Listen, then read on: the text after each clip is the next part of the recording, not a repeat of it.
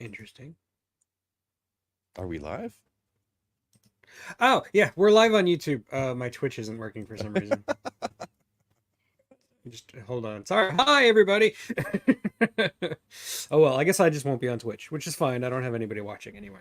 Um, welcome to the first in our like weekly attempt to do this week. God dang, I'm starting off on a horrible foot. Let me try again. Hello, welcome to the Unapologetic Geek.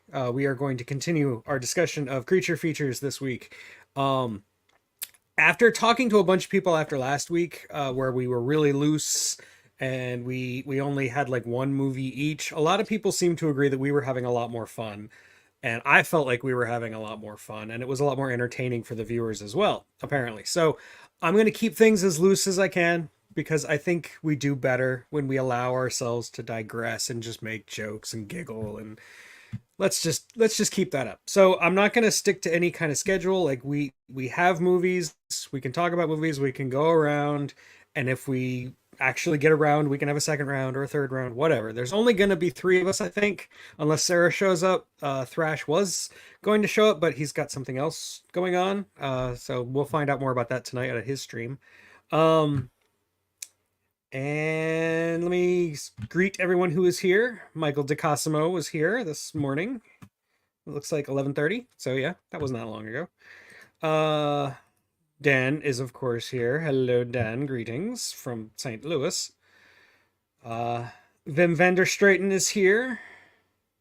Daryl Johnson is here. And Dan is here again under a different name. And Vim has already asked a question about Alien Romulus. I'm actually going to see it as soon as the stream is over. I've got tickets for 2:30. Yeah. So Awesome. Yeah. So I'll let you know. Oh, and channel member Indy Spotes is here. He did say Alien Romulus. He said everybody was too young. Yes, well. It's really leaning into that it's a slasher thing. That's what it looks like to me. I mean, I'll find out.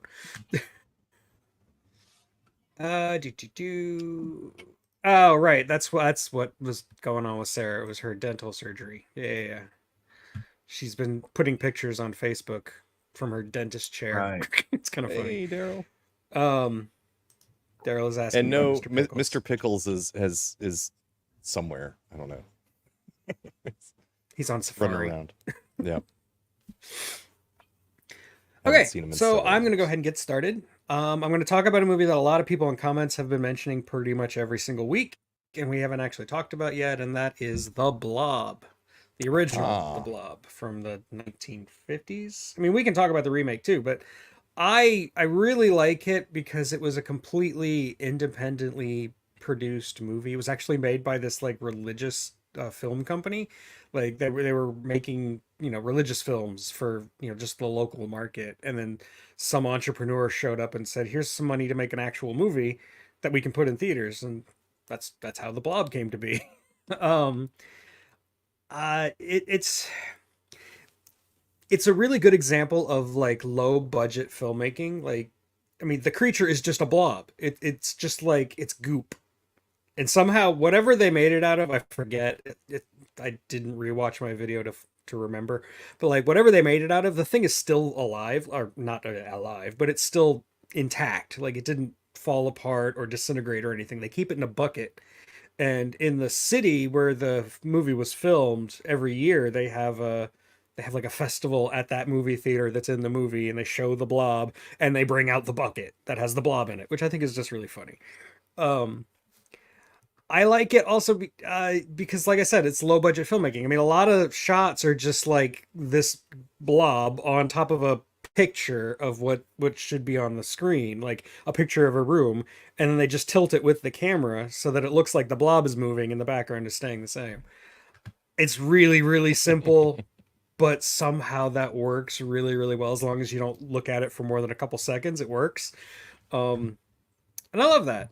And I like that idea of the blob just completely like covering you and engulfing you. And I think even as a kid, I was kind of creeped out. This might have been the remake. I'm not sure when I first saw the original, but when the guy pokes the meteor in the very beginning of the movie, and the blob just like goes up the stick and gets on his arm. That creeped me out so much as a kid that like he couldn't get it off, and then later you can see like the bones of his hand and stuff. That's creepy. I love it. So yeah, one of my favorite just 1950s creature features. And the remake isn't bad. The remake is fine. It's a little, I mean, it's grosser because it's the 80s. And it's also like it really leans into the whole military taking over the town in the end. It just kind of like loses some of the stuff that made the original special, I think. But it's fine. It's not bad. I watched it a lot as a kid. So, what about you guys? Oh, I watched it with. Oh, go ahead. I was gonna say I watched it with my girls, and it was definitely like old, right? And my youngest actually, like, I heard her say my exact line, like, "Dad, I don't like old movies, though," right? And I'm like, and it was funny because it was one from like my lifetime, and when she said this, and I was like, "That's not old," and she's like, "But it was when you were a kid," and I'm like, "Oh yeah, I am almost half a century, so I guess that is kind of a long time." Yeah, right. And so, so like I heard her say it, and I'm like, "Oh," but we watched The Blob, and it does it like it's crazy how surprisingly well it holds up still, right? For something that's getting closer to 100 years old, to being a century-old movie, and it still like holds up. Like it's like, to me, even though it's a low budget thing, and you know, whatever, like it is a really good movie. It was fun. It was something that, like, it's a scary movie that my girls could watch, because they get scared with, you know, Marvel movies and stuff, and so yeah, it's yeah. So I really enjoyed it. I love the and Steve McQueen, like, you know, to me, I'm like, let's go, Steve. We can do this, right? Like, you know, because of his aura. His about character's him name is also Steve. And Steve McQueen, yeah, it was actually good. hated The Blob. He hated it a lot. Like, he didn't really want to make it. And when he signed on to it, he thought it was going to flop. So he just took a flat rate instead of like a percentage of the profits, like everybody was telling him to do. And the movie exploded. And of course, it made him a superstar. And he made like, you know, a couple $100 on it. And that's it. And so he was very, very bitter about that. I bet he was. And he didn't even like the movie. He didn't think it was great. He thought it was kind of stupid. And he didn't understand why he was being cast as a teenager, because he was like 29 or 30 or something. So, yeah. But that's Hollywood, man. He does not look like a teenager. Not at all. No, not even close. I just like the whole concept of like a, you know, basically a single cellular organism or whatever it is, just like engulfing and digesting everything and growing with everything it consumes. And, you know, it's been copied a few times over the years with different movies. But yeah, it's just cool concept. Always like the concept. And I like competing opinions on the remake. Danny says he likes it better. Daryl says it's crap. I think the effects in the remake. I think they did a fairly good job with the blob itself in the remake. But yeah, you know, the acting's the story's you know, is what it is. It's fine. Like, it's fine. It did add the one scene that's in the remake that's not in the original is the like garbage disposal. Like the blob like grabbing a guy and like pulling him into the garbage disposal. I love that. That's great. That's a great scene. Yeah, that is. Why wouldn't the 1950s one not have a garbage disposal scene? I'm kidding about that. Were garbage disposals a thing? No. That was my assumption. I like. Why would they have that in the 80s? Okay. I think they had them. They were just in rich people houses, you know. There you go. That's right. Yeah, people would be like, "What are they doing to the sink? That's kind of weird." No, I like. To me, like, one of the things when they do remakes like that, I actually really enjoy that. Right, when you bring up more modern, like, like putting the blob in a microwave, right? Well, they didn't have microwaves in the 1950s. That came from the Apollo program, right?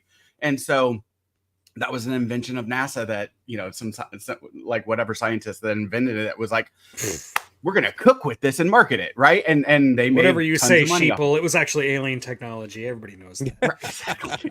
Haven't you seen Men in Black? Right, exactly. And so I like, but so then taking something that, adding little extra nuances like that, updating it to the times and the technologies and the different things, doing a movie like that nowadays with social media, to me, would be an interesting, kind of dynamic, because my girl's looking at this. It's like, why don't they just call someone? And I'm like, because back in 1958, they didn't have cell phone. I was like, do you guys remember the payphone that I showed you? Like, that was where you had to go to make a phone call, and you had to have change, right?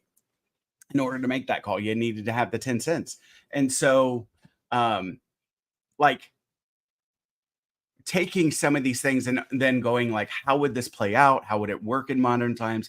Like, I think those are, as long as you are sticking true to the story and being, artistically creative and all these different things, I think remakes like that, like, are also valid. I think that's one of we've talked about remakes, and do we really need a remake? And that's one thing that this conversation made me think of, that I didn't feel that I said, because I didn't think about it.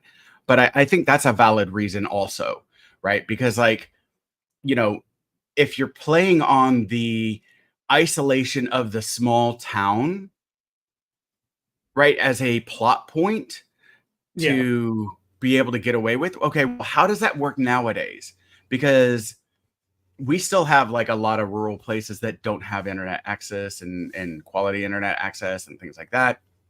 But they apparently one of those have is Eric's place there, but yeah, like where I live. and so like, you're lucky if I don't drop out at some point, right? So how does it play out, right? How does it, like, when you have some, right, and you have an inner connection to the world, and also, like, in this age of misinformation, right, and you're trying to put out that this is happening, right, and like, okay, is this just more of that fake news, fake news, alternative facts or something, all right, like, or whatever, it's created by AI. Those are AI videos, right? As the spread of conspiracies and stuff like that starts, there's Morris. Say hi, Morris. I think a lot of like that play out well. A lot of horror is really built on. A lot of horror is built on isolation. It's for plot convenience, but also for the horror of it. Like, if you can easily access the outside world and have help come in, it kind of lessens the horror. It kind of makes the story expand too much. Like, I think that's kind of happens at the end of the remake, is that when the military shows up, it just like explodes into like an action movie. It's not even a horror movie anymore, and I don't really like that as much. Whereas like a really good horror movie, you're set in space, so there is no outside world. You're set in a small town, or like Perfection and Tremors, where there's no access to the outside world at all. And I think that, or Jaws, you're on a boat, doesn't get much more isolated than that. Like, I think it would have been cool if the Coast Guard came in and started really shooting, what it really needed was Michael Caine, apparently. Or a military gunboat come in and just problem. Like, start lobbing shells at Jaws. That would have been interesting. Although I will say, as cheesy and stupid as it is, I actually really like Jaws 3, which is like set in SeaWorld. I think it's a lot of fun, but that's just I forgot about that. A lot of people hate that movie. I think it's great. It's got Dennis Quaid and Louis Gossett Jr. What's not to love? No, Vim poses a good question. Like, what if we were to say, like, today, like, there's a giant blob? Like, I think so much of us are cynical. This is stupid. Right. Well, it depends on who's the messenger, right? Because like, I think so much dividedness, like, some would believe and some wouldn't, right? And if depending on the messenger, and there would be a great deal of well, actually, even, you know, like we have like credibility issues with Well, even if those that are more respected or whatever. So yeah, even if it was like a neutral source, people would like instantly start like poisoning the well, depending on which side they want to believe to be true. Whether they want it to be true or not, they will immediately start like finding a way to denigrate the source and say that the source is biased in some way, you know, and it'll become a partisan issue, even though it doesn't need to be, or something. You know, it'll just be stupid because that's how people are today. It's like, no, people, the blob doesn't care if you're a Republican or a Democrat. It's gonna eat no, you. it really doesn't. It's not picky. Well, and then also if it absorbs the energy, like, you know, if we tried to turn it into an action film, that could create more horror, because like, especially in the US, we're like, well, we've got the #1 military, right? And so that kind of gives us a sense of security. Our isolation from the world, from so much of the world, let me phrase it that way, right? Because Europe and Asia and, you know, to Africa even is like kind of interconnected there, even though there is the Red Sea, but like it's still fairly accessible between the Middle East and Egypt and what have you. So it's, you know,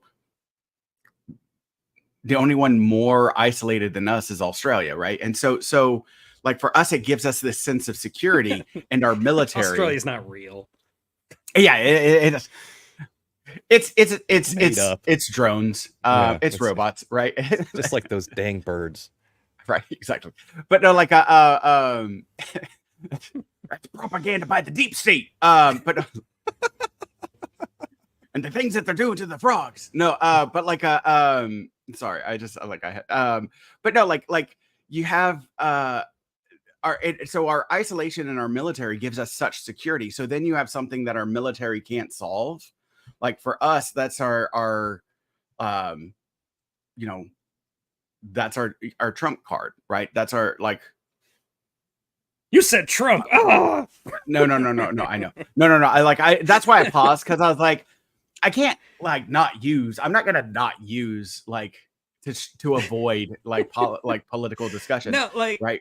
I think there's a really interesting metaphor in there if you wanted to remake The Blob today, because as connected as we are, we're also still incredibly isolated, especially after COVID really like revealed that to us, how isolated we actually are, even in the modern social media environment. And I think if you have something like The Blob and nobody believes that it's actually happening, I think there is a metaphor in there. I think there's a lot of different ways you can go with that, and I think it could be very interesting, even without any geopolitics involved, without it going full, you know, action movie mode. Like I don't know.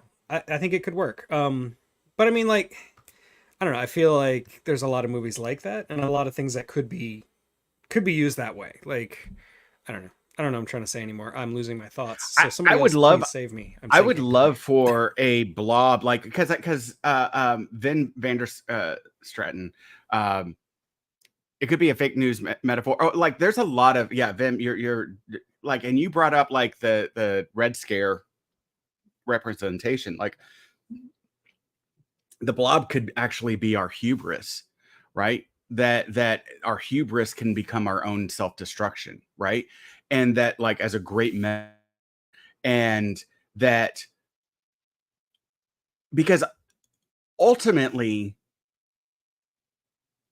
our military, though, among, you know, like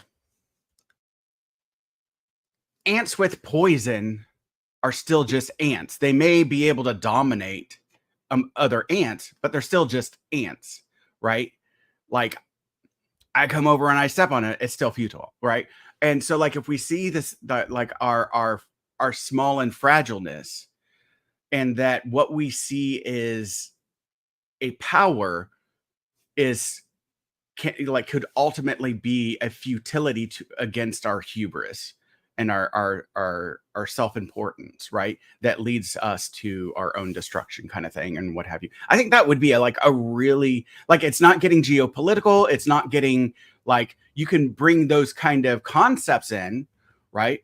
But like, we are our own, you know, destruction. We like, you know, we are a death destroyer of worlds, like as a species, you know, kind of concept, because we don't have enough humility, right? And so our hubris is. Well, I mean, that's what makes the blob such a great creature, is because it's so amorphous and you can like mold it literally into and metaphorically, you want, just like physically as well as metaphorically. Right. I don't know. It's a unique monster because it's it can be anything really, and it just consumes. Like so many ways you can go with that. Anyway. Yeah, I always wondered how big it could get, and I know that was brought up in the chat a minute ago, but I always wondered that too. Like, could it get like gigantic? Just huge. Yeah. Just like the size of an entire city, John, the blob is amorphous, a tad on the nose for something that doesn't have a nose. Well done. I also love that they titled it The Blob specifically because it sounded stupid, because they knew like late night comics were going to make fun of it, and it worked. They totally did make fun of it, but that actually drove people to go see it. That's like genius level marketing to me. Yeah, we're going to title it something really stupid and people are going to go see it. It's what made Snakes on a Plane profitable, Yeah. Yes. Despite being a terrible publicity movie, is good publicity. it still made a bunch of money. Yeah. Or Sharknado, right? Yeah. Sharknado. Yeah. Well, that has a kitsch factor. Yeah. Cocaine Bear, right? Cocaine Bear. Jeez. Yeah. Any publicity is good publicity. Right. But and then on top of it, the fact that it's then you throw on that it's based on a true story, and you're like, wait, no, wait, what? For real? Okay, then I do have to see that. Well, now we have cocaine sharks down here in Florida, so We've no. It's not. Now we're just recognizing we've had that is a long-standing. Just waiting for them to come out with like a new Jaws movie, but it's cocaine sharks. Like, how would you know that how would you know that like the sharks on land? How would you know that the sharks are using bath salts? Because the only reason that we know it in Florida is that they're eating people's faces, but that's just what sharks do. And so we still don't recognize selectively just their faces, though. Just their faces. Right. Yeah, that's true. The bath salt shark. We haven't fully recognized the truth that is the bath salt shark. Oh. Indy asks a good question. What's the name of the movie on the marquee? That's some deep cut trivia, man. I think it was a Vincent Price movie, but I can't remember which one. It's in your review. I know it's in your review. It is. I mentioned it in my review. Yeah, but like I said, I didn't watch it. I didn't watch it before this either. And I didn't even. I should have thought to. Daughter of Horror. Would have, but. Midnight Spook Show. Something like that. Bela Lugosi. Daughter of Horror. There's also Meth Gator. Yeah. Is there a Meth Gator? Indy is correct. Mm-hmm. Meth Gator. Meth Gator. But Meth Gator. Oh, and the Blob also had a great theme song. What was that? Burt Bacharach, I think. Yeah, it was an early Burt Bacharach song. Oh yeah. Beware the Blob.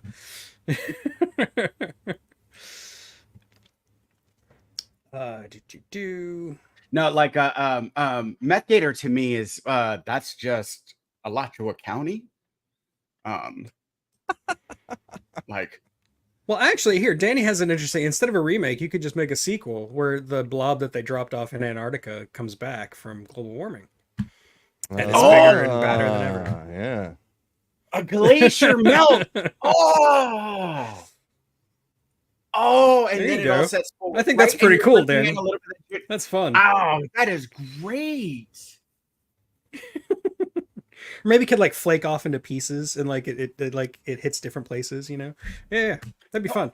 When I was in Alaska and I didn't get it, I didn't record it, but we saw this glacier, and while we were there watching it, and it just so happened that our room, our stateroom was on the side that was turning, so you got this great kind of view of it. And as we're there, we just see one of the bits of the glacier come off. And crocodile. That's awesome. You saw it fall? That's cool. Mm-hmm. Yeah. Saw it fall right in there. And I was like, now I wish we would have talked about this beforehand, because I would have been and there comes the blob. Right? Because but you watch it kind of crack off. It's crazy. And it was only it was massive, but it was small, right? Like, yeah, some of the stuff that's coming off, like those could be huge. And then you have the blob that's already huge and frozen. Oh, that is great, Danny. And you're bringing in politics without like being preachy about it, right? Right. Which I think is great. That's very cool. Yeah. Great idea, Danny. And there's a lot of like creatures that have come from the Arctic. Like Godzilla at one point was buried under our ice and he came back from the Arctic. The beast from 20,000 Fathoms, it was nuclear testing that melted a glacier. And well, the Thing, obviously, either version. So yeah, that's pretty cool. No pun intended. Ooh, Danny is nailing Blobs it with right, because yeah, like the Blobs. glacier breaks right as it gets in there and fractures, and now you have it going to these different areas. Pieces So what of you're it, gonna right, do right. when you're, oh my god, and then it can just what you gonna grow do when from they come there, for you. right? And you could like, to you me- could even set it somewhere that's already isolated, someplace like a city in Alaska or something, you know, where there's not a lot of people and there's not a lot of access to outside resources. So that yeah, I mean, I see all kinds of ways this could work. This is pretty cool. Yeah, that's a good idea. If I Like had free hitting time, I Australia, suppose. Gnome or something. You know? Right, like it's hitting Australia, and we in the U.S. ignore it because we don't really Right, pay 'cause attention. who cares to, about like, Australia? Australia is Who not cares real. about Australia? Who cares about other countries, right? We don't really pay attention to global, news and stuff like that. Yes, Indy, like 30 Days of Night. That's 30 Days exactly of the Night. movie I was thinking of, in fact. Yeah. And It's so fun with it could, like that would be a great. I hope And- a film director, like I don't know, like maybe one that has one or maybe some of the ones that you've interviewed, like sees this and like sees it as an opportunity to like create, or like we figure out the things that what was it, Michael, who is the one that you interviewed that's doing his Michael own Davis. animated. Michael Davis, thank you. Michael Like Davis. like maybe we just need to do like Michael Davis and create our own blob Just movie make it ourselves. that we're now doing. And Yeah, at yeah. I mean, I've written screenplays before. I could do it. At the end, the 4 blobs could come together Ah. and make a super blob. There you go.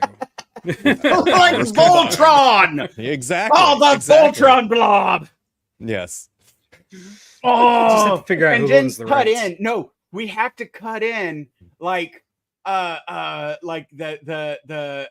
Randy Macho Man Savage talking about the superpowers united, and then the superpowers unite, and then it cuts to like the blobs uniting or whatever. That would be great.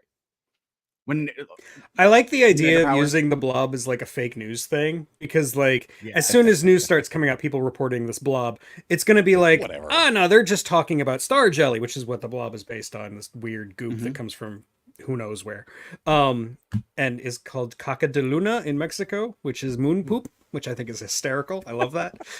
So like there could be news reports that are explaining it's not really a monster, it's just this stuff, and here's the different theories as to about what it is and where it comes from. It's nothing to worry about. These people are just panicking over nothing, Yeah, like they that made a kind of stuff movie could be about like stuff meta too, and so. fun.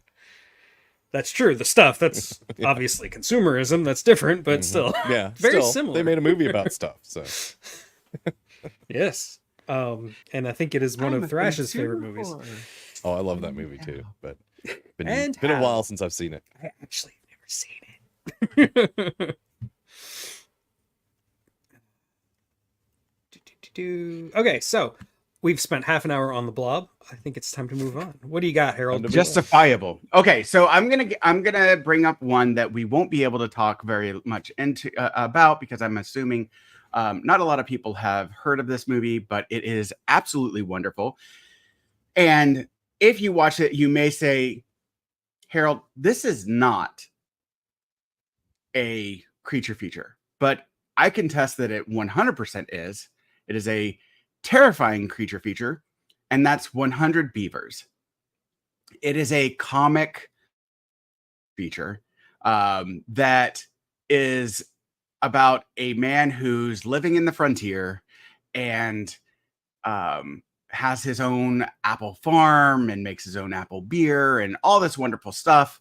And his life is destroyed by hundreds of beavers. But it's also a great comedy. It's done in the style, it's black and white. It's done in the style of like an old silent movie. It has a lot of the slapstick of silent movies. It's great. It's great. It's great. My kids watched it and laughed about it. Like, but it is a life being destroyed by beavers, and the fight against the rampage of beavers. And so it's 97% on Rotten Tomatoes, and it is glorious. Like the ways that they go about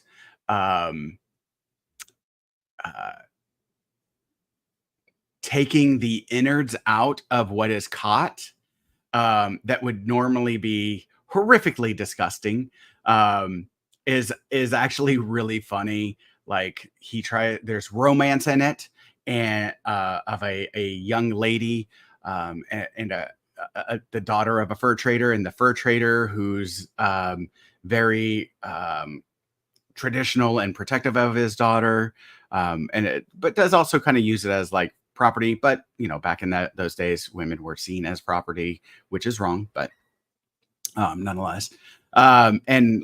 And his spitting chew at the spittoon is also pretty funny. It's good. It was a really, really good movie. It is a really great movie, and so I highly, highly recommend it. I know we're not going to be able to talk much about it. Yeah, I've never even heard of it. So I mean, I've heard of Zombievers. I've seen that, but nope. Zombievers is fantastic. But that's totally different. It is great. It is excellent. It was made in 2023. It's got again, like I said, it's got a 97% rating on, what's the working title for Caligula?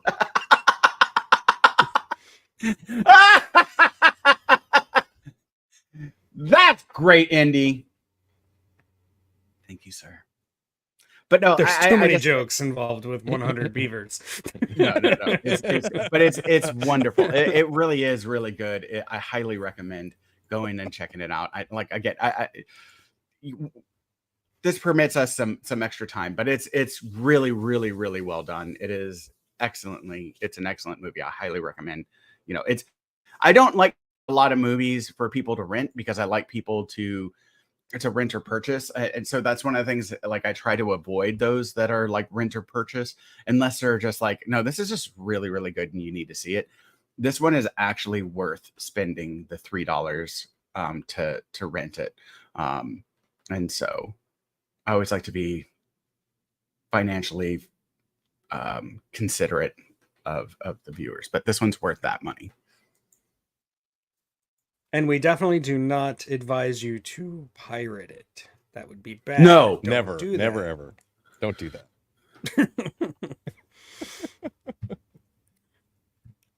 Yeah, but since I have nothing to say, since I've never even heard of the movie, I don't know. I looked at some pictures of it, and I thought it was really cute that all of the beavers are people in costumes. That's oh yeah, it's all yes. They're not even it's all okay. They're not even like prop beavers or like animatronic or even CGI. They're just people in beaver costume. Yeah, the wolves, the rabbits. Okay, I got like all of it. It's great. No. And so I'm posting like the trailer and also Breakfast All Day movie reviews. That's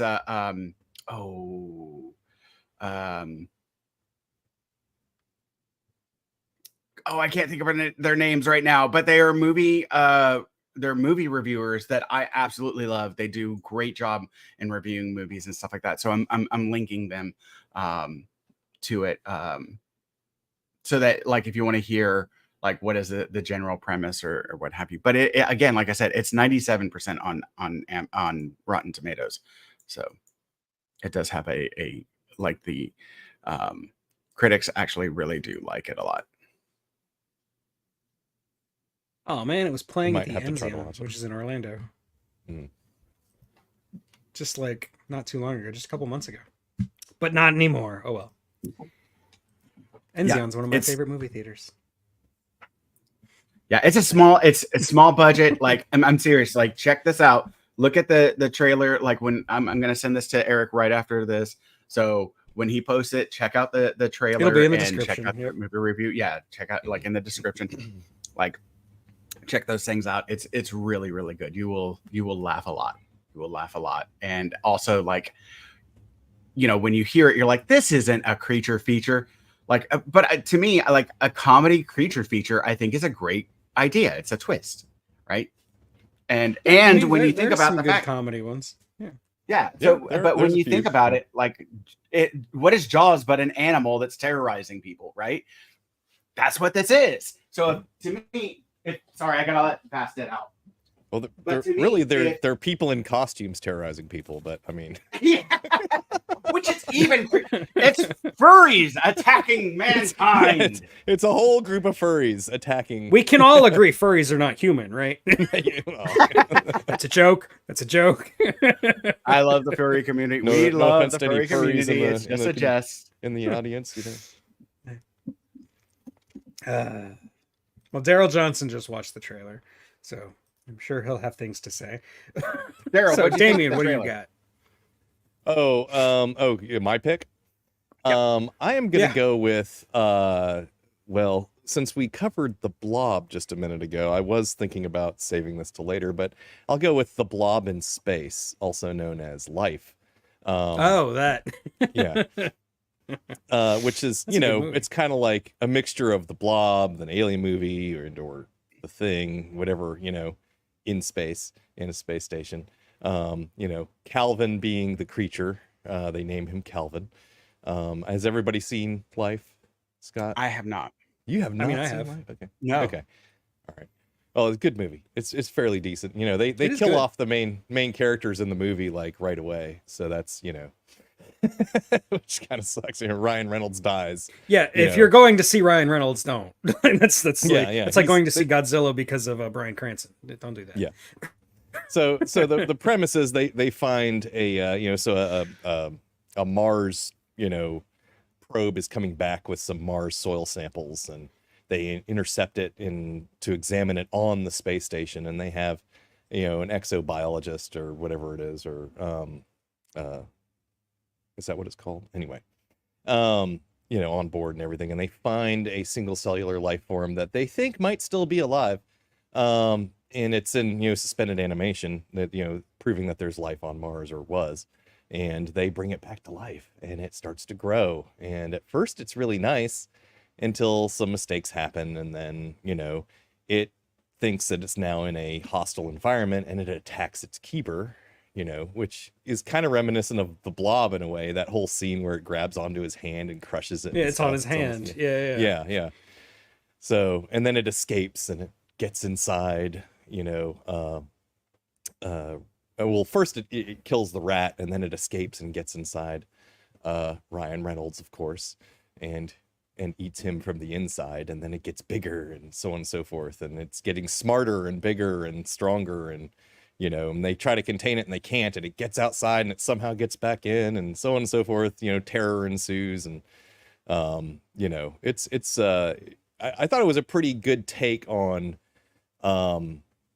what life could be, you know, what could happen with a life form that basically organizes itself as it grows, rather than having a predetermined form or whatever. It as it grows, it becomes what it needs to be, kind of thing. So, and it's just you know, an interesting idea of, you know, how life may have evolved on another planet in you know, hostile environments and so on, and then what does it do when it encounters, you know, us. So and the ending, I mean, the key to never seen it, you should watch it. Yeah, we're not going to spoil the ending, but the ending. Yeah, I'm not going to spoil the ending for anybody. Yeah, the ending's pretty cool though. I was going to say that, like, the key to biological success is just adaptation, and Calvin is just a master at adapting to the environment. Even in deep space, it can survive, like a tardigrade kind of thing. Yeah. And it adapts very quickly. It learns, it grows, and they don't fully understand it. And it's like Alien in that regard, that like you're on an isolated ship, but it feels very real. It feels like the ISS, you know, it feels like now, which is really cool. And yeah, it does things you don't expect it to do, like because you don't fully understand how it's thinking, like how it's just a clump of cells. How does it have a nervous system? Like how is it so intelligent? And how is it growing so rapidly? And you know, all these things are very reminiscent of Alien. It's that fear of the unknown, and the unknown can be, you know, basically better than you and can just kill you mercilessly in an attempt to survive. What I thought was neat, somebody else mentioned that it was very derivative of Alien. It kind of is, but it is in a good way. And they explain it kind of early in the movie, so it's not really a spoiler, but they explain that every cell is both a nerve cell, a muscle cell, and an eyeball or something like that. Right, it's like made of like stem cells, basically. Yeah. So every cell in its body is a muscle and a brain and can see you. So, which is kind of like, you know, how is that possible? But at the same time, you know, it's kind of a neat concept. So and I don't know, I guess we've run out of things to say about this. Oh, gotcha. No, like it was one like when I like kind of saw the trailer, I was like kind of eye rolled it, and so that's why I've never seen it, right? Like because we even brought it up with alien invasions and stuff, and like you guys actually kind of, I was like, maybe I do need to watch this, and it's no longer free on Sling. I was like, because I do appreciate you bringing up one that we've brought up, because that made it in my job easy, so I could actually like listen to y'all. I was like, copy paste, yeah, copy and paste, right? That's all I did, and then I was able to like listen, and I was like, okay, yeah, this is actually like a little bit more interesting and everything, and so you know, like as of late, I've been less enthused about Jake Gyllenhaal movies. I don't know why, but like there's like I just haven't really been like incredibly eager to see Jake Gyllenhaal movies. And so I think that's also one of the reasons why I kind of avoided it, but it's on Netflix, so it's still like, you know, free to watch and everything. So as long as you're paying the monthly subscription. But yeah, no, I'm gonna have to check that one out. So yeah, it's like a throwback to like 80s movies. It very much feels like an 80s movie, only set in the modern time on like a modern real life space station kind of thing. It's pretty cool. Nice. I think you'd like it. So, yeah, I will say this about it is, if it got loose in my house, then you know, Mr. Pickles would have eaten it, but the creature, when it was still small.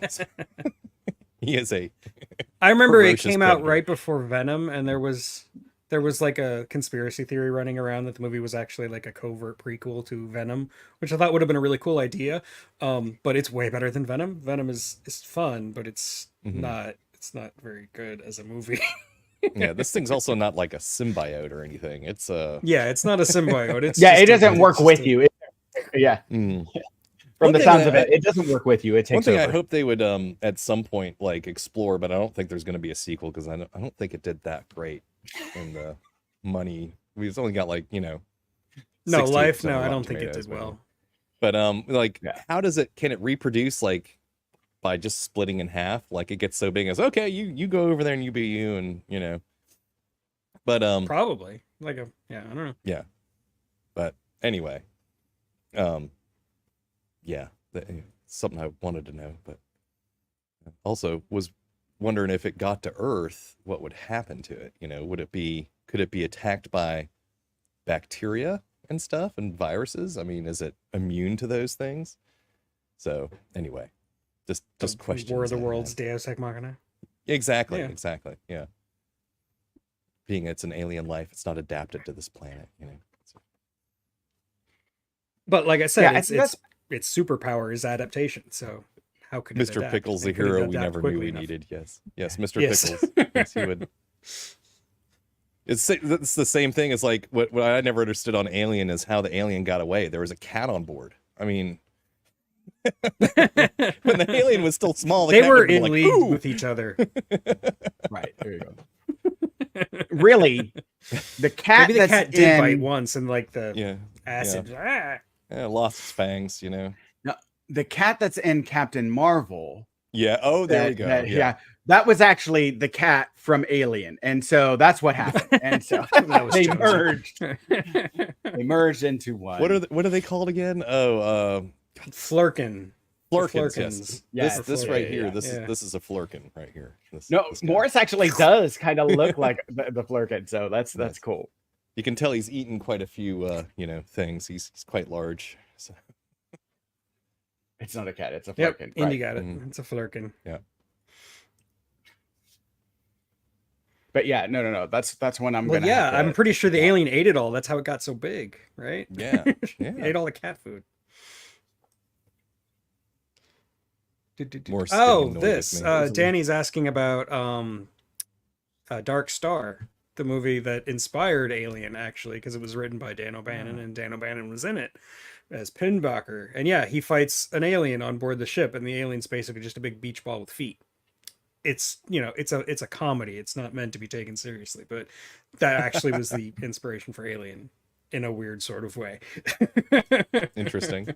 And everybody knew that. Lim got it. Indy got it, of course. Everybody knows. I'm adding it on here. Okay. Oh, Dark Star. Yeah. Okay. Yeah, I'm link my adding review. it. I've got a review of it. Yeah. 72. You know what? Here's a funny thing. Okay, Dark Star, better Rotten Tomatoes percentage than The Blob and Life. That doesn't make a damn bit of sense. I love Dark Star and all, but no, just no. The critics apparently loved it, so I like. Well, that's before they realized they hated John Carpenter. So yeah. Yeah. Because it's a John Carpenter. But the audience His score first is right in line with the critic scores of The Blob and Life. So Dark Star, definitely a movie worth, and it's free on Zumo and Tubi, Peacock. Well, Peacock you need a subscription, but Pluto, Sling, so a lot of places to see it. I have yet to see that movie. I haven't seen it either. You have to get into that like 70s mentality. Like it's a very 70s movie, and like if you're not in that right mentality, you're not going to see what's so funny about it. But like if you can get into that, like this is stoner comedy before stoner comedy was a thing, you can make sense of it and you can really start enjoying it, because that's basically all it is. It's a stoner comedy before stoner comedy existed. That's awesome. That's fantastic. Okay, now anyway. now I have to. Okay. Yeah. It's got a great like robot logic thing with a bomb. It's I can't do it justice. You just have to see the movie for yourself. I'm actually going to talk about another movie about adaptation, and that's Pandorum.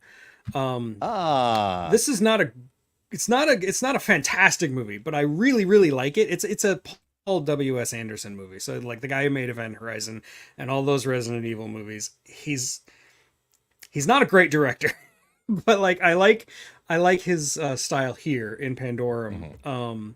Mostly because I think there's a lot of really clever ideas in the very silly plot. And one of those ideas is the creatures. The creatures are humans.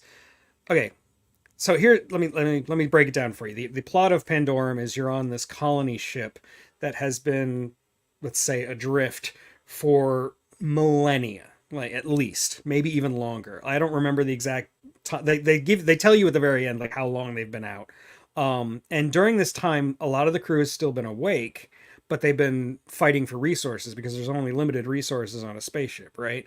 And as they've done that, they've actually started to very quickly evolve and adapt to a spaceship environment. And, they lose their intelligence and they start, developing other biological skills that are suited to life on a spaceship. Like I thought that was a really cool idea. Just throw this in there just to reinforce that they were actually genetically engineered to adapt. They were. To there was genetic engineering they involved to make them. Yeah. So when the idea was that when they got to the planet they were going to, they would adapt to its climate and so on and so forth and its conditions as quickly as possible. So, but yeah. Right. Yeah.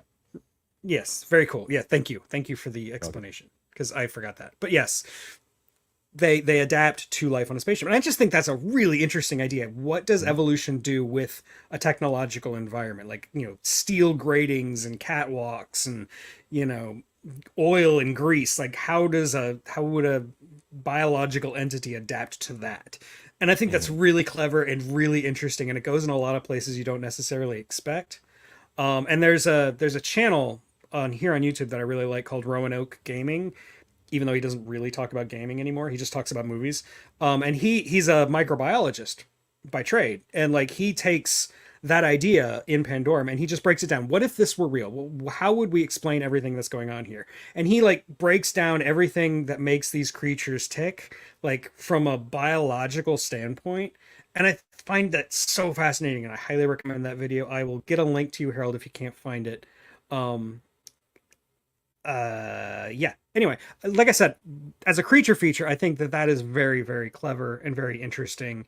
And these things are beasts. These things are hard to deal with in the story because, you know, there's only like a couple of humans left and they have to deal with these like mobs of these things. It's very cool. That's all. That are only vaguely human at that point. And hi, Sarah. Hey, Sarah. Yeah, I really liked Pandorum. I hope your teeth are was, okay. Yeah, I hope you're feeling better. I was just saying hi to Sarah. Sorry. Yeah. No, it's okay. Hope you're feeling better, Sarah. Okay. Anyway, I was just saying that I really liked Pandorum. I thought it was a really good concept, and these things are only like vaguely human in the end, you know. They you know, they're still, you know, have human shape, but they no longer act at all like people. They're animals at this point, you know. I mean, yeah, some they're of them definitely wear creatures clothing by this point. Yeah. They wear clothing kind of, you know, and they kind of sort of know how to work certain things a little bit. And, you know, there's definitely a, you know, a hierarchy, and there are leaders, you know, and whatnot. But yeah, it's just yeah, just scrolling through some pictures on Google Images right now. I'm like remembering that movie. It's like, yeah, that's kind of a nightmare. That whole movie. You know? It was one of the few movies that and you know, I'm just, certain concepts, you know, are a little scary to me, but it's one of the few movies that I had trouble watching the whole thing because I was watching it by myself, you know, partly at night, and it was like, just like, you know, halfway through I'm like, do I want to finish this movie tonight, or do I want to watch it during the day? It's a weird movie because like it presents itself as like a guilty pleasure movie, like it, but it has all these really interesting ideas in it, and it's got scenes that are genuinely terrifying. Yeah. But even like it's on the poster, and it's like it's the very beginning of the movie. I'm not spoiling anything. When he wakes up from being in cryo sleep for so long, when he comes out, this is something I've never seen in any other sci-fi movie, never seen it referenced in a sci-fi novel or anything. I've never heard of anybody coming up with this idea, but it makes so much sense. This is exactly what would happen if you've been in cryo sleep that long. He actually has to peel layers and layers of dead skin off of him because it's been continuously growing while he's been asleep. And it's gross and it's nasty, but it makes such perfect visceral sense, and it really like sets the stage for the movie. And there's just a lot of clever things like that I really admire about this movie, even though it's a Paul W.S. Anderson movie at the end of the day. It's still, and it's got Dennis Quaid in it. Come on. Yeah. The second time I've mentioned Dennis Quaid. I just like the, you know, in the end, I'm not going to spoil it for anybody, but in the end, the twist, and it's just like, oh my, you know, it's like, I actually didn't see it coming until maybe the last few minutes, and I was like, oh, is this going to happen the way I think it's going to happen? Is this what's really happening? And and then it was like, it's one of those things where you think it and you're like, no, that's nah, it can't like, be. And then it happens, and you're like, it is. Anyway, I haven't seen that movie in years. I need to rewatch that now that you brought it up. So it's free on I love it. Tubi or Amazon Prime. I've never seen it. Okay. And I did find Roanoke Gaming movie review of it. And so that's why I've got that listed. Yeah. And but no, it's like I'll be honest with you. I'm so glad that you brought it up, because if I like, when I'm looking through movies, I'm one of those people that looks at the Rotten Tomato score. like, am I gonna, because especially even now that I'm streaming and stuff, like, it's got 29%. Yeah, it's 29%. I would never watch it because it's a Paul W.S. Anderson movie. Yeah, really. Yeah, I would never watch it. But I'm so glad that you brought it up, and like the concepts behind it, like, sound really, really interesting, and like a very, very complex and really cool idea. And to me, like, even movies that may not come out well, when there's a really good foundation, right? And the spark of this idea, I'm going to put this out to the ether and see what you guys think of it. And if it's not good, if it's not something someone's cup of tea, please, if you can, please, like, y'all do your own version of it, right? Mm-hmm. And it kind of, to me, concept, right? And you do, run with it, right? As long as you stay true to this concept and just doing it. But I think that's when remakes are worthy. If you're like, I don't think this was executed as well and I can do it a little bit better, I think that's the perfect time for a remake. But this sounds like it's like a fantastic movie and worth the watch. So I wouldn't call it fantastic. Oh, let me say a fantastic concept. A fantastic interesting concept. Let's be clear. Yeah. Yes. Yeah. The basic plot, the basic formula of the movie, just so you know what you're getting into. It's the kind of movie where a bunch of people are running down corridors in a dimly lit, stroby ship, and they're just being chased by monsters as they go to different parts of the ship trying to fix things, and they try to get to the bridge. That's basically the whole movie. You've seen this movie before. It's got a lot of, like I said, really cool concepts underneath it all. And and it does have a great ending. I do like how, like, after the whole like wake up scene and whatnot, it like immediately goes into like just total tension, the whole like the movie is 20, very 30 tense. minutes. You have no idea what's going on. It's like you're just extremely tense, on edge the whole time. And then once you figure it out, you're like, oh, okay, yeah, it's just that. Anyway, it's this kind of movie. then it's not as bad anymore. But yeah, at first it's like, holy crap, what's going on? We have no idea. And it's like, what is this thing chasing him? And oh my God. Anyway. And then you figure it out and it's like, oh, well, okay. That's not that bad. I remember in 3001, Frank Poole talking about various things that happened. I don't remember him ever mentioning dead skin. Like, I remember him mentioning a lot of other stuff. I don't remember the dead skin. I could be wrong. I've only read it once and it was a long time ago. So. Oh yeah, the ship smells, and they actually point that out in the movie a couple of times. Okay, so that was mine. I guess Harold, you're up again. All right, I am gonna go with what would now be considered a classic, which is kind of painful to think of, because I was like, when was this made? And it wasn't, that long ago, but in reality it was. 1999's The Mummy with Brendan Fraser and I think it's Rachel Weisz. That to me is a great creature feature and a much better version of classic creature and a much better version of The Mummy than Tom Cruise's.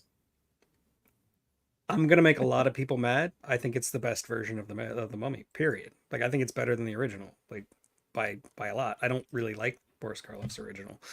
I know a lot of people love it. I don't think it's that great. I think it's stupid. I love it. It's fun. Like, you've got John. The Mummy's John great. Hannah. It's like a great Indiana Jones and the Mummy. Like, that's what it is. It's fantastic. And Brendan Fraser is the only man who could have done that. Yes. Absolutely. It's just it's peak Brendan Fraser. Exactly. Oh yeah. Like, sure. Like, he's the he's the heartthrob, yet he's endearing. He seems tough, yet also has a little bit of humor. Like, this is as he's starting a little bit of his transition from like school. I think it was like School Ties and some of those and With Honors, right? And those really like and one of my all-time favorite movies is Still Breathing, that he does this like love story movie that's one of the best out there, and it is a very underrated, underappreciated romantic movie. If you haven't seen it, go see Still Breathe or get Still Breathing. But so he has like he's doing this transition from like the serious roles into a action, yet bringing in some of his humor, right? And like I think he's a great, as you saw, like the Walrus, I think it was is the name of the movie. I haven't seen it, but he, you know, got all of those awards for it. Yet also like his humor in Doom Patrol, right? And his earnestness. The Whale. I'm sorry, not the Walrus. The Whale. Mm-hmm. Yeah. The Whale. Like John, like Doom Patrol. Yes. Sorry. And also, I was mixing it up with Kevin Smith's Tusk, so that's a different movie. But like, that's a starkly different movie. But no,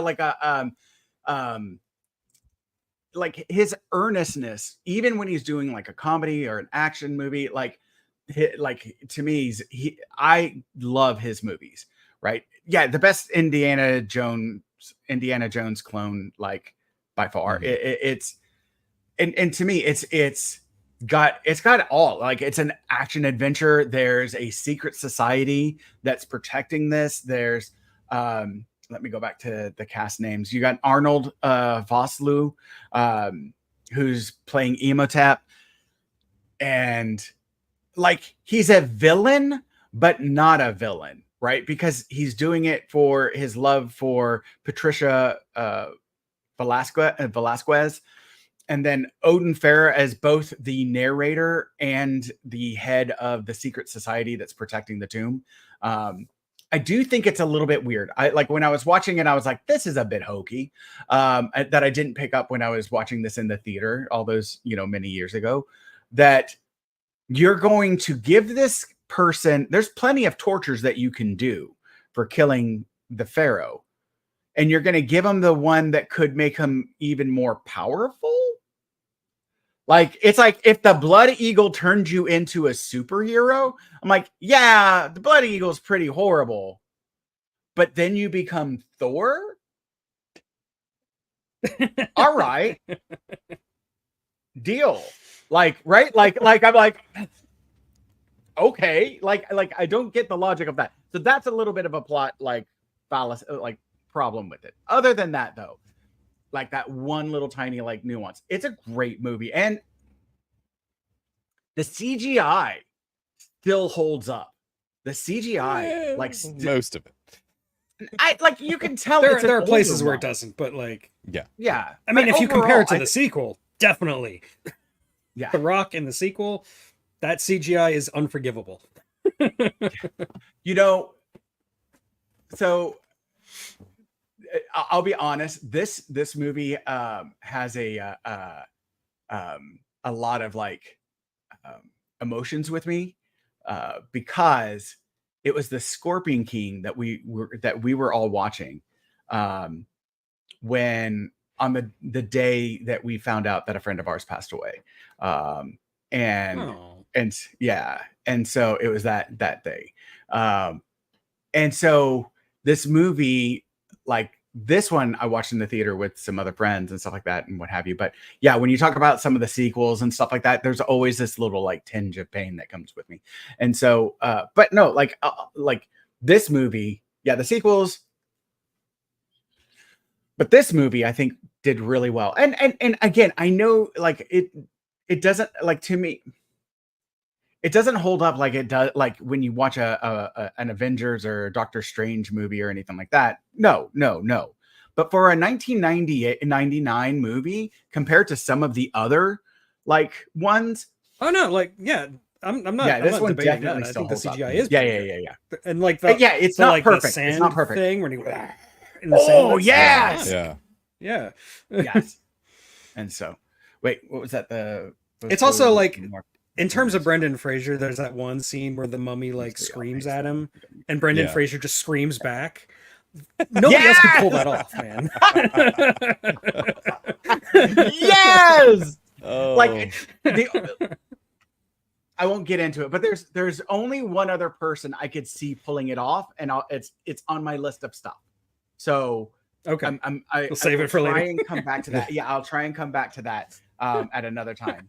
And if we have time for a third, if we magically have time for a third, because we still have 30 minutes, like then I might bring it up then. But otherwise, yeah, it's great, great. What got me in the one thing they've been talking about in the comments. Go ahead. The scare beetles. Creepy. Crawl up inside you, and then the one guy, it's in my head. Yes. It's like screaming as he runs into something. And yeah. I'm sorry, that was creepy in that movie. The one part that kind of stuck with me over the years. Something about like things crawling around inside you that just doesn't sit well with me. So. Yeah. I think that's true of most people. Yeah, I would think so. Yeah. I don't like that there's a bacteria like worm that crawls along your eyelashes. That lives in your eyelashes. Yeah, that lives eats in that skin, right? I know it needs to be there, and I know it has a purpose, but the fact that it's crawling on my eyelid right this very moment, I can't feel it. I don't know it. I never noticed that it's there, but it still grosses me out. I am a disgusting entity, and I will just never be okay with me. It just eats the little mites that live if on your skin, if you're like a hypochondriac and you don't like all that creepy crawly stuff, it's best not to know how many symbiotic life forms you have living inside of you, because there's a lot. Right? There's those things in your lungs that are just like eating up all the like gross stuff that you breathe in. And then you have these symbiotic creatures that live in your house. Oh, and let's not get into the bowels. Okay. Oh God, no! Yeah, I've seen that that Futurama episode. Hi, Tracy. I saw that Magic School Bus episode. The Magic School Bus could be in your intestine right now, and you wouldn't know. But like going back to the mummy, like as a creature, it's something that people have been discussing in the comments that I wanted to bring up. Is that like, as a creature, a mummy just by itself isn't scary. It's just a guy covered in bandages who can't move very fast. You have a torch, you can beat him. Easy. But like what makes the mummy in The Mummy actually a good creature is that he's got all these supernatural powers. He can regenerate, he can make big sand clouds of his face and stuff. And so like he made it more scary, more of a threat than a mummy typically is. It's one of the reasons I don't like the original mummies, because he's not a threat. He just has like a hypnosis ring. Whoop-de-doo. Yeah. So like I don't know. I love The Mummy. It's a great movie. It's barely a creature feature, but I think we can discuss mummies as creatures. I think that works. So yeah. No, it's one of the classic creatures, so of course, Like yeah, and me, I'm a big old dork. Like so I love D&D, and mummies are like in D&D are terrifying because the magic that it takes to create a mummy like is imposing and terrifying. And one could say like similar to zombies, right? The shambling horde, not very like terrifying, right? And so they've been, given steroids so that they can perform better. And, we're not talking about like the dangers that this causes these undead creatures that we're exposing. Like we talk about CTE, but we don't talk about how zombies are now being juiced so that they perform better. And that's just not fair. And so, but no, like, it like the when you think of like the magics that, to reanimate and stuff like that, and the powers that come alive, to me, this mummy does I agree with you, does a much better job of incorporating that, because the mummy to me, like, and again, I was first exposed like D&D and stuff like that. Besides general Halloween, but like the magic's used to incorporate and create an undead creature like that, like imbues them with, abilities. And that's, what makes them terrifying, right? Just like a vampire, a person a cannibal is not a terrifying thing, but you give them some extra powers and they become, like now it's, a vampire rather than just some weird cannibal going around drinking people's blood at nighttime. Like Right. And so I will say the scariest mummies for me are from the Zelda games because they like scream and you freeze in place and you can't move your character, and then they jump on you and start like noshing on your head. That's nightmare fuel, man. It freaks me out every time. The paralyzation. I've always just thought of mummies even in that really like, cartoony Wind Waker, they still do it. It's I've always just thought of mummies as like zombies with bandages. So basically, yeah. The medics, the medics of the zombie world. Exactly. Just zombies with bandages. Really no difference. They're Zombie all just medics. reanimated. We don't undead have corpses, pockets. you know, We got to so. like wrap ourselves with the bandages Yeah. to heal our Exactly. element. They're just Yeah, ancient. the longer a ancient zombie zombies. apocalypse goes on, you start to notice that a bunch of the zombies have like bandages holding them together, and you're like, where are they getting that? And it's the mummies. They're acting as medics, keeping the zombies moving. Exactly. Keeping the limbs attached. It's like, we'll put a little bit of the salt on you to kind of preserve that skin, and you know, it's good for the skin. And wrap you up.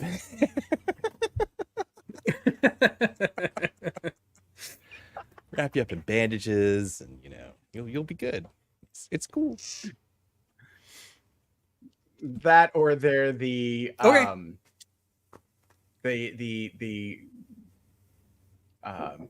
the little kinky version of the monster world. 1 second. And Indy, I gotta say, this is a question for Thrash. We gotta remember to ask him later because he's the zombie expert. Like, you think fast zombies came as a result, either in part from this movie? I think it's plausible, but I'm not the expert. Like I said, you gotta ask Thrash. You can ask him tonight. I've never been a big fan of the fast zombie idea, but you know, it is what it is, I guess. Yeah, only neither is Thrash. But I to anybody who thinks that, I always say watch Train to Busan. That's all I have to say. Train to Busan. It's got the best fast zombies ever. Like in any zombie movie where there are fast zombies, this is the best one. I'm usually with you. I don't usually like fast zombie. Yeah, Train to Busan. Great zombies. The sequel is terrible. Don't ever watch the sequel. Just watch the original Train to Busan. How old is that one? 2016. That's from like 2000. Yeah, it's 16. It's 2016. It's Yeah, not that old. it's free on It's Tubi. Korean. So, you know, Gotcha. I highly recommend it. And so does Vim. Vim agrees with me. It's very good. 95% on Rotten Tomatoes. It's a fantastic movie. I'm telling you, you got to see it. I've been trying to get Thrash to watch it for, as long as I've known him, basically. He still hasn't seen it as far as I know. Okay, so Damien, your turn. Oh, okay. Yeah. I'm going to go with one that I don't, it is a creature. Yeah, it is definitely a creature. Some people might not think it is, but, and a lot of people probably haven't seen this movie because it didn't make a whole lot of money or anything, but the movie is The Ruins, which has anybody seen it? I gotta look that. I have seen like videos on it. I haven't actually seen the movie.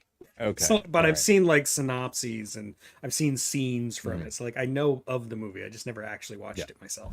So Americans on vacation in Mexico go to a, the short version here, go to a Mayan ruin with some dude from Amsterdam, I think, or whatever, to go find his buddy. And the entire ruin, this basically big Mayan temple, is covered in vines with these little red flowers on them. And when they get there, they show up, a bunch of Mayans show up that don't speak Spanish, don't speak English, don't speak any language that they can speak. They still speak Mayan, I guess. And, start poking at them and, basically pointing guns and bows and arrows at them and, being hostile towards them, like, because they're near this temple. And so to escape them, they run up the stairs and go to the top. And they hear a cell phone down inside and yada, yada, yada. They go down there. Because there's like a hole at the top. Yeah, there's a hole in the top. Sorry, there's a hole in the top. They go down inside and it's all lined in vines, and there's vines everywhere down there. There's all the same vine with the same plant. And one of the people slips and breaks his back or whatever, and they ended up getting him out. And it turns out in the end that these vines are carnivorous. and these vines are, start to basically pick these people off one at a time. And, speaking of the things crawling inside you is kind of like a little bit of a phobia for me. There's a scene where one of the lead characters has a cut, and she, I guess, wakes up in the morning, and one of the vines has slithered up inside of her leg, and they pull it out. But they, I guess, don't get all of it, because later on it's seen slithering under her skin in different places, and they have to cut it out, pull out pieces here and there. And she ends up going crazy, completely cray-cray.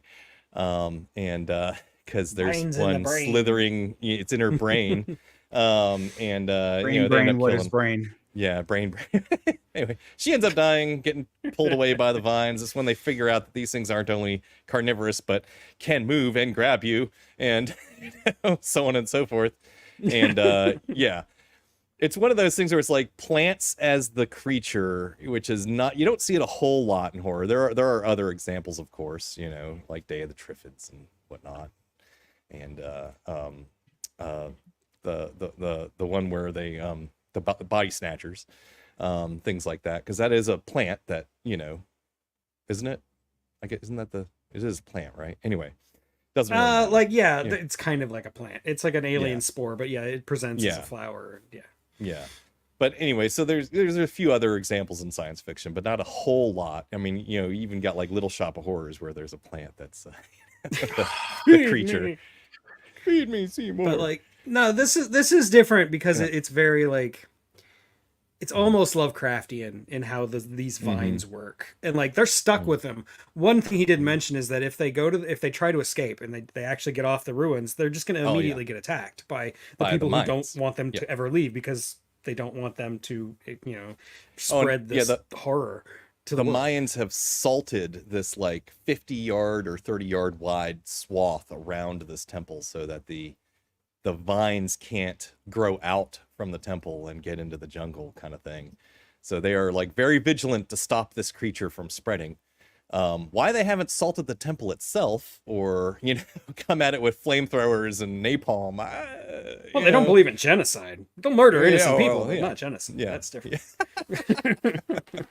I mean, this thing obviously only lives in one place, and nobody has attempted to eradicate it. I mean, somebody's got to have an old 55-gallon drum of DDT sitting around somewhere. Come on, let's get it done. So, but yeah. It's just a cool movie. Yeah, I liked it. It's not the greatest movie ever. Yeah. But no, like you said, it is kind of clever in how it's using plants as a, anybody who lives in the Southeast and has like dealt with kudzu understands why this movie is terrifying. God. Or those damn thorny friggin' blackberry vines and or bushes or whatever the heck they are, and those gooseberries or whatever you want to call them, with the spade-shaped leaves but the giant friggin' thorns on them. Oh. Yeah, I was gonna say, Talk up here, tact. in the Northwest, up here, it's the blackberry bushes, right? And it's great. Like, to me, I always love it because it's great that they grow so rampantly. Because in like public areas, public lands, in the medians and stuff like that, hey, it's free food for people, right? Like if you don't have access to food, and also it's free fruit for people, right? So something healthy. But are you willing to pay the price for that free food? Right. But like, those are, the blackberries are fairly... the clutches of the vine. No, yeah. Like typically the berries are easy to pick or whatever. But yeah, when you're trying to like cut them down in your yard, then you have to like get in there, and it is they will tear you up. Yeah. And we planted raspberry bushes. And I'm a little bit concerned that I'm like, wait, is this going to grow like the blackberry? I really hope not, because dear Lord, I don't think our fence can handle it. And it will take over everything. And so, but yeah. So that concept of something like, overwhelming you. Well, and also the largest tree in the world is like a forest.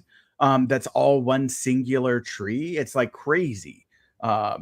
And so like it like you walk that's through in it this country too. It's like in not I think it's in Yellowstone, maybe, or Yosemite, one of those. I don't remember. But yeah, it's like a sycamore forest, which is all just one tree. Oh, they're all shoots off of one, like through the root system or whatever. Oh yeah.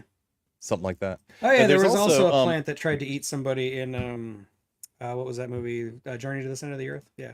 Anyway. Yeah. The original, not the Brendan Fraser version. Or not Brendan Fraser. You know what? Yeah, Brendan Fraser, right? Yeah. I'm confused. Yeah, he did that one too. But no, kudzu is terrifying because like it grows really, really fast, but it'll grow over like whole areas of land and just kill everything underneath it because it'll choke up all the sunlight because it grows faster than everything else. So that's just it's so annoying. Don't have that here. That's only in the Southeast. It's not here. Yeah, we have it here. And now we have air potato vines growing that have these. They look like potatoes, or these big round spores that fall to the ground and are fun to run over with the lawnmower because they kind of shoot out. And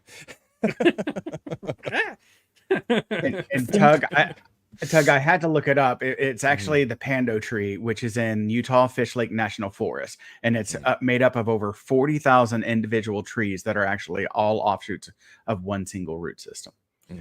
Well, I was right. It is in this country. It's in Utah. Yes.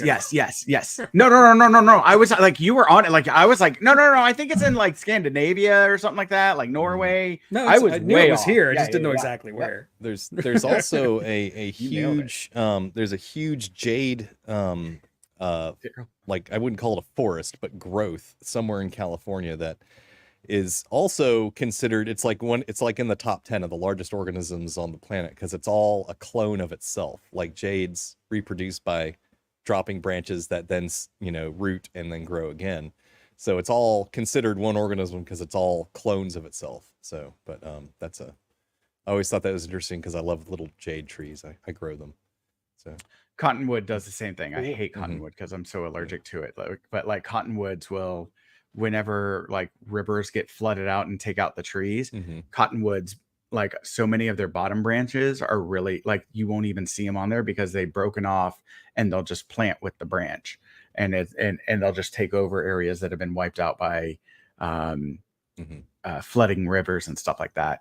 And then I'm like, then I die. That whole like just cloning yourself, basically, like that evolutionarily that never works out, like because you got the monoculture problem. One disease can wipe them all out, Right. So it's interesting how that evolved. And jades just the idea of like, here, I'm gonna cut off my pinky, throw it in the ground, and there's another one of me. Like that's kind of terrifying. Like that's kind of like, but think of what you can do with yourself. Yeah. What's funny is how hardy jades are until you overwater them. It's like the only thing that'll kill them is too much water. Everything else, you can't kill them. There's no killing a jade. It's just until you give it too much water. And it's like the one thing that provides life is also the death of that plant. It's just, anyway. Right. But there was another example I was going to give, but I can't remember what it was now. So we've gone off track. Tracy's talking about ivy. Oh, we have a what I call zombie trees down here. They're actually the Chinese tallow tree, also known as the popcorn tree, which is an invasive species weed tree that grows around here. If you chop them down, they will regrow from their own trunk, from their own stump. And you can do that to them like 6 or 8 times or something like that before they finally give up. But I always thought that was interesting. We have puppies. No, yes. Puppies. Yeah. So puppies is lucky. Puppies and cats and puppies. That's right. If only Mr. Pickles. I have monkeys on my shirt. That's about all I got. Sorry, they're going out to go watch out of your butt, man. As long as they're not flying out of your butt, that's all that matters. That's why I had to mute the last time. Was they're like, "Can we go see a movie?" And I was like, "Yeah." Like, we're almost done here. We'll all go. And they're like, "What about the puppies?" And I was like, "Oh, I see. Yeah, y'all go ahead. I'll take care of the puppies. I'll watch." And so they're gonna go watch Despicable Me. So they're gonna go see Alien, right? Yeah, I know, right? No, I'm going to that. Yeah, that's where I'm going after this. No, I got to do that, and I got to do Deadpool see too. Where that's playing, because I might want to see that today. Yeah. Was this its first weekend, or is this second weekend it's been out? This is the first weekend. It just came out. Oh, then I'm gonna wait till a couple weeks till the crowd dies down. I don't like crowded. Luckily, where I live here near St. Louis, there's like a million movie theaters. I love it. So like you can never really get a sold out movie. It does happen, but it's still pretty easy to get tickets. I like that I like nowadays, like you buy your seat. I'm like, yes, great. What a wonderful idea. Apparently in other parts of the world, it's always been that way. Like apparently in Australia, it's always been that way. I don't know why it took us so long. Because it's Australia. I told you, if it happens in Australia, we'll make no notice of it unless it's a woman doing something because weird. It's Australia. Right. Because here we reward people for showing up 30 minutes early for a movie is why. So they can sit through all of those previews. The stupid ads. Yeah, that's where the ads. Capitalism. Exactly. Those ads. Like, because the movie starts at 2, but the ads still run until 2:20, even though you got there 30 minutes early to get a good seat. So you're now sitting through an hour of advertising. Right. By the end, you're like, when I was a kid, I remember there used to just be trailers and then the movie, and there were no ads except for go to the concession stand. Yes. Back in my day. And movies were only $3. We had to walk uphill both ways in the snow, barefooted, to get to the movie theater. Good old Nickelodeon.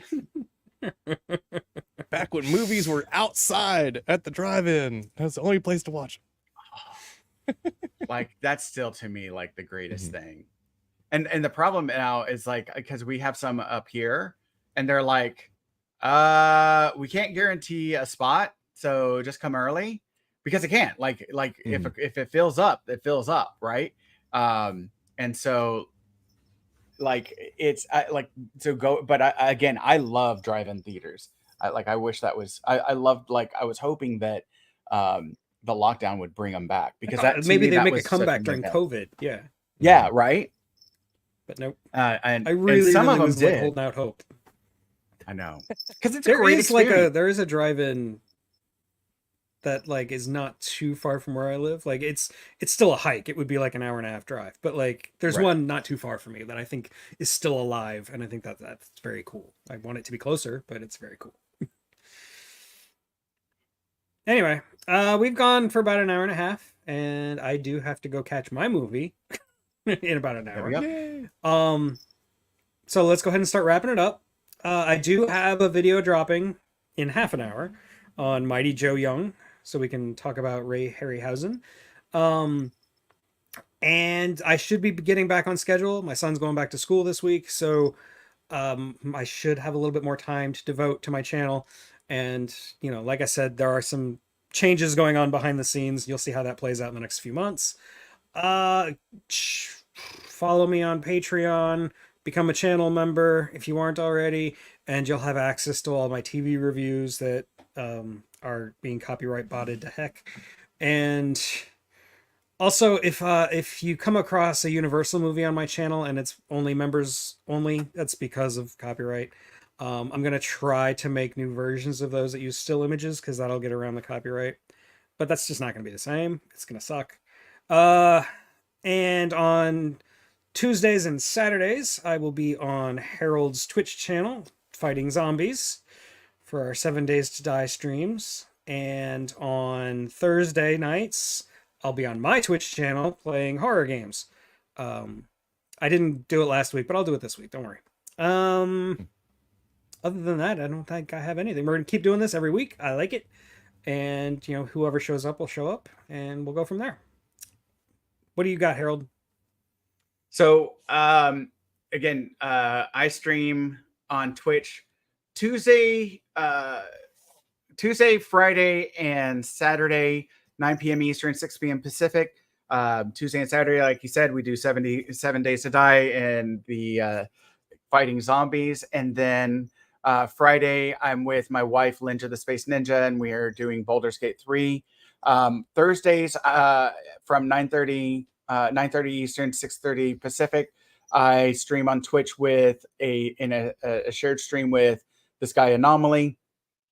and what we do is it's choose our adventure. So we have a little thing that on our screen you can, if you're on a computer, you can tap it and actually choose the option. If you're on your phone, you can just type in the number and vote for how we react to certain things and how we engage in the game. So you can make our lives wonderful or horrible, but either is fun. And we have had some things happen that we were like, well, okay, I guess we're doing this now.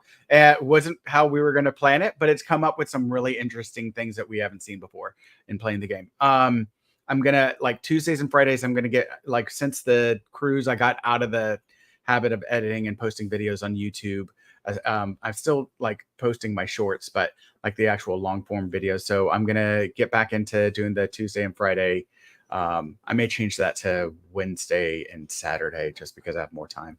Like on Tuesdays to do the editing so that they're up on Friday or up on Wednesday. But I'm going to still post those. I've got a Wrexham post that I'm going to be doing, and I'm almost done with the Pal World post.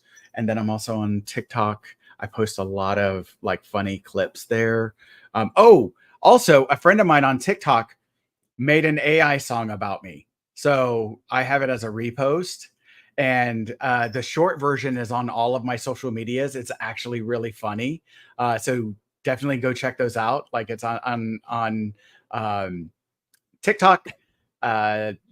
It's a YouTube short. It's on my Instagram, and yeah. You're just like, oh yes. Now Instagram, Threads, Twitter, Facebook. It's a reel in all those. So check those out, etc.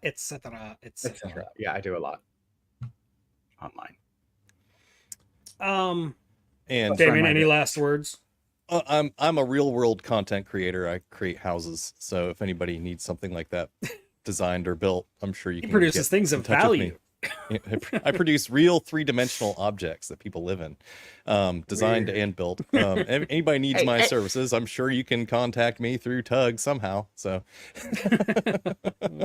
find a way. Find a way. I have a business too. I do real world stuff too. You feeling insecure there, Harold? I'm sorry. I know, right? Like, well, I do real world things too. Well, it's you just rearrange people's brains. Yeah. I am the plant that is infecting the brain.